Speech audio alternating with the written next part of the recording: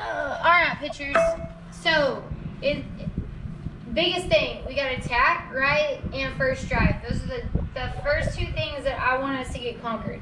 I want us to get conquered quick, because the quicker that we can get those two conquered, the harder we're going to throw, the better our pitches are going to break, and the better our body's going to move. So, first, when we're talking about attack, remember when we're in attack and we're here, we have to have the same shin angles. So, I want the same shin angles. So, I'm creating a triangle right here with the shin angle, and I'm creating a triangle back there with the same shin angle. What tends to happen, I see it all the time, is we lean forward because we want to get the shin angle, but this foot comes up. So now if this foot comes up, when I lean forward with this lead leg shin angle, what happens? It takes all of my angles away. It takes all of my power away from the back. You have to have the same amount of pressure on this foot as you do on this foot.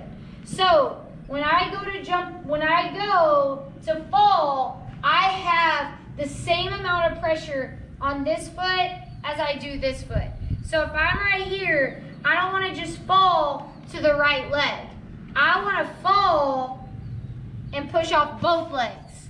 So I want to fall and I want to push right here. So don't fall and let that back toe come up and push off that one. Or don't try to just lean into this one, because the whole ball of my foot is on the ground here, and on this back one I'm still on my toe. Well, that's wrong. My shin angles are going to be different, right?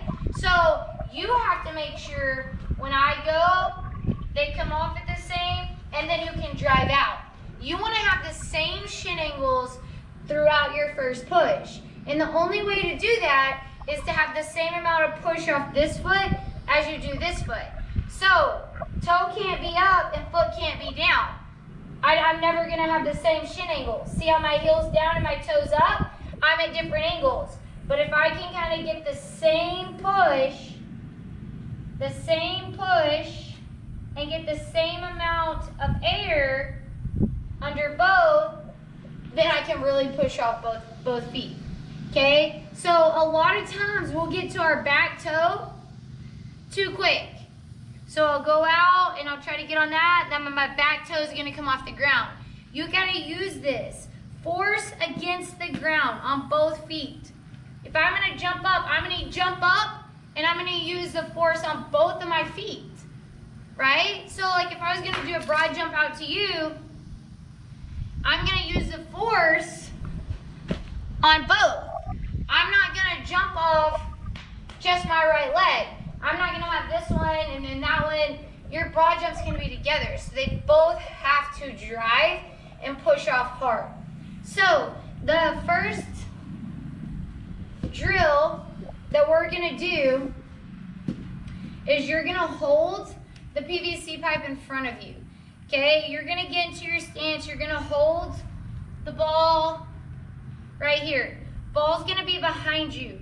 I want you to be flat with both feet. Okay, I want both feet to start flat on the ground. And then I want you to fall and rock, and then you're gonna go out and pitch.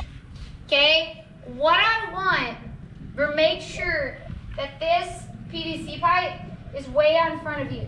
Make sure you start with your feet flat on the ground. So we don't wanna start with my back foot right there. I wanna start with both my feet on the ground. And I want to rock into it and push out, okay? Make sure, feel the pressure on the ground through both feet. Don't rock just to your back toe. Push, push, they both come off at the same time. Both heels come off, both of my balls stay on the ground as long as possible. So I'm way out there with my PVC. I'm gonna lean, hip over, create good posture, lean, and then I'm through. All right? So make sure we're really working on those shin angles. Make sure we're working on posture, and really try to not let the back toe come up. Keep them down to create better shin angles.